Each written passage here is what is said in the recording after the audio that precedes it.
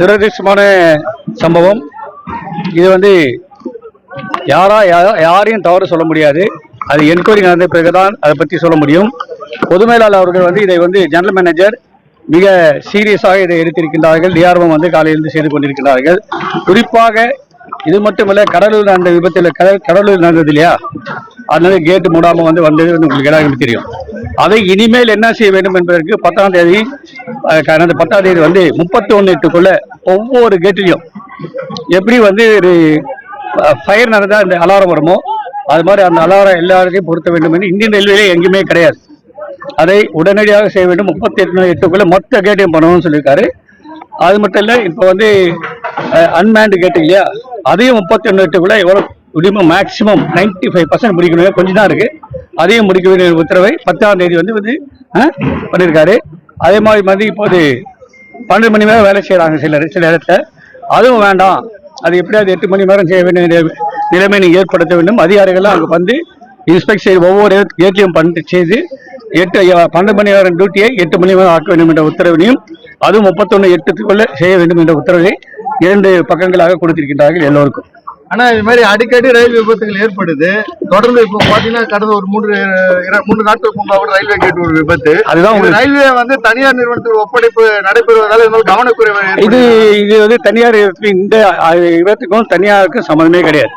இது காரணம் என்னன்னா, இன்னும் நான் இருக்கிற உண்மையை சொல்லணும்னா, வெயில் அதிகமாக வந்ததுன்னா இந்த தண்டவாளம் இல்லையா, அது விரியும். வெயில் குளிராக இருக்கும்போது கொஞ்சம் குறையும். இங்கே இப்போ நேற்றுலேருந்து தண்டவாளங்க நேற்று நல்ல வெயில். இப்போ திடீரென்று தமிழ்நாட்டில் அதிகமாக வெயில் இருக்குது. மதுரையில் 107, அது மாதிரி இன்னைக்கு நிறைய வெயில் உங்களுக்கே தெரியும். அதனால் அது விரியும்போது காலையில் வரும்போது அது விரிஞ்சிட்டு இருக்கும். சில சமயத்தில் அதில் இந்த இவ்வளோ உடையும், விரிசல் வரும். அந்த விரிசலால அதை ரயில் ஃபிராக்சர்னு சொல்லுவாங்க. அந்த ரயில் ஃபிராக்சரோட இப்போ இது அதற்காக வாய்ப்புகள் இருக்கலாம் என்று நான் நினைக்கிறேன். தவறாக இருக்கு, ஏன்னா அது எடுக்க வேண்டியதான் சொல்ல முடியும். ஆனால் பொது மேலாளர் உடனடியாக டிஆர்ஓ அதுக்கு வேண்டிய என்னென்ன செய்யுமோ சரி, திரும்ப ரிப்பீட் பண்ண வேண்டியதில்லை. 10ஆம் தேதி ஆர்டர் கொடுத்துருக்காரு. 2 பேஜ் ஆர்டர், 2 பேஜ் தானே, 2 பேஜ். இனி விபத்துகள் ஏற்படுவது மிக மிக இந்த வண்டி இது ஏற்படுவது மிக மிக ஒன்றும் இருக்காது என்று நான் நினைக்கின்றேன். அந்த அளவுக்கு இந்தியன் ரயில்வே கொடுக்கவில்லை. யாரும் செய்யாத உதாரணமாக இந்த புதுமாநகர் கொடுக்கிறார்கள் என்பதை மக்களுக்கு உங்கள் மூலமாக தெரிவித்துக் கொள்கிறேன். எத்தனை பெட்டிகள் வந்தது, என்னென்ன இருந்தது? இப்போ க்ரூட் ஆயில் இப்போ இங்க இருக்கின்ற எல்லா தொழிலாளரையும் வந்திருக்காங்க. கான்ட்ராக்ட்ல ரயில்வே தொழிலாளர்கள் எல்லாரும் வேலை செய்ய நீங்க பார்த்துட்டு தான் இருக்கீங்க. அவங்க டிஃபனுக்கு இதுக்கும் வரல. இந்த உடனடியாக ரெஸ்டோர் பண்றதுக்காக வந்திருக்காங்க. அதனால எத்தனை வண்டினா இப்போ 39 வண்டி சரி பண்ணாங்களே, எத்தனை வண்டி ரெஸ்டோர் பண்ணாங்க? 10 வண்டி. இல்ல டிலே ஆனது மொத்தம் 18 வண்டி இருக்கு. 52 வண்டி இது. 59ல 18 வண்டி அது 10 வண்டி டேல இருக்கு. அதையும் இப்போ பொதுமேல மிகவும் விஷயம் தெரிந்தவர், இன்ஜினியர். அவர் மிக மிக விஷயம் தெரிந்தவர். அதை உடனடியாக அதுக்கு வேண்டிய முனைப்பை செய்ய உடனடியாக இப்போ ரெஸ்டோர் செய்து விடுவார்.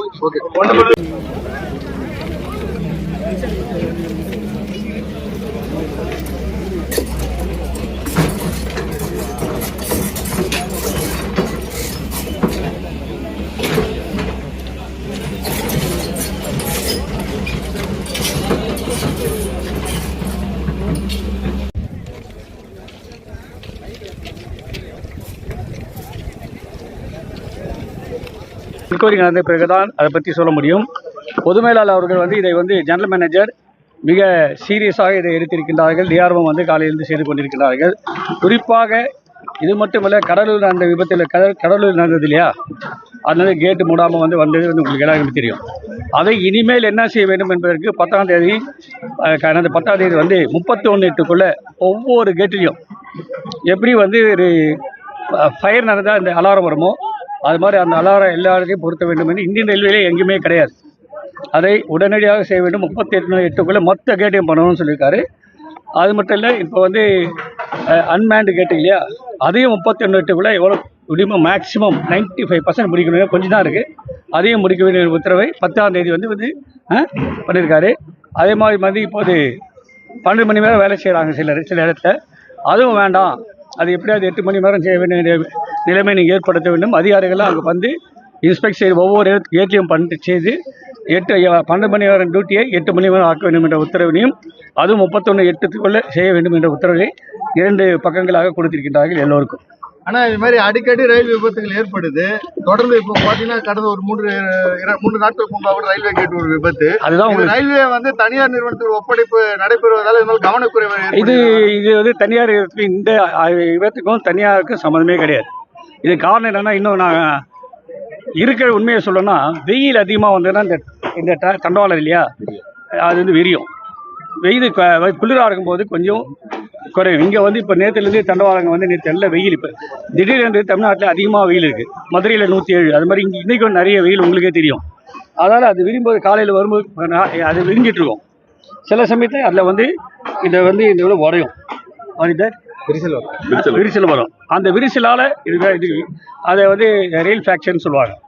அந்த ரயில் ஃப்ராக்சரோட இப்போது இது வந்து அதற்காக வாய்ப்புகள் இருக்கலாம் என்று நான் நினைக்கிறேன். தவறாக இருக்கு, ஏன்னா அதை வந்து எடுக்கவில்லை தான் சொல்ல முடியும். ஆனால் பொது மேலாளர் உடனடியாக டிஆர்எம் அவர்களும் அதுக்கு வேண்டிய என்னென்ன செய்யுமோ சரி, திரும்ப ரிப்பீட் பண்ண வேண்டியதில்லை. 10ஆம் தேதி ஒரு ஆர்டர் கொடுத்துருக்காரு, 2 பேஜ் ஆர்டர்.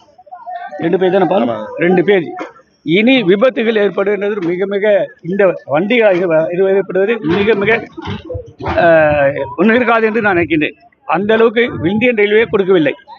யாரும் செய்யாத உதாரணமாக இந்த புதுமாலை கொடுக்கிறார்கள் என்பதை மக்களுக்கு உங்கள் மூலமாக தெரிவித்துக் கொள்கிறேன். எத்தனை பெட்டிகள் வந்தது, என்னென்ன இருந்தது? இப்போ வந்து க்ரூட் ஆயில் இப்போ இங்கே இருக்கின்ற இப்போ எல்லா தொழிலாளர்களையும் வந்திருக்காங்க. கான்ட்ராக்டில் ரயில்வே தொழிலாளர்கள் எல்லாரும் வந்து வேலை செய்ய நீங்கள் பார்த்துட்டு தான் இருக்கீங்க. அவங்க டிஃபனுக்கு இதுக்கும் வரல. இந்த உடனடியாக வந்து ரெஸ்டோர் பண்ணுறதுக்காக வந்திருக்காங்க. ஆகையால் வந்து எத்தனை வண்டினா வந்து இப்போ வந்து 39 வண்டி சரி பண்ணாங்களே, எத்தனை வண்டி ரெஸ்டோர் பண்ணாங்க? 10 வண்டிக்கு இல்லை டிரைல் ஆனது வந்து மொத்தம் 18 வரையில் இருக்கு. 52 வண்டி இது, 59 வந்து 18 வண்டி டிரைல் ஆச்சு. அது 10 வண்டி டிரைவில் இருக்குது. அதையும் இப்போ பொதுமலை வந்து மிகவும் விஷயம் தெரிந்தவர், இன்ஜினியர். அவர் மிக மிக விஷயம் தெரிந்தவர். அதை உடனடியாக அதுக்கு வேண்டிய முனைப்புகள் செய்யணும். உடனடியாக இப்போ ரெஸ்டோர் செய்து விடுவார்.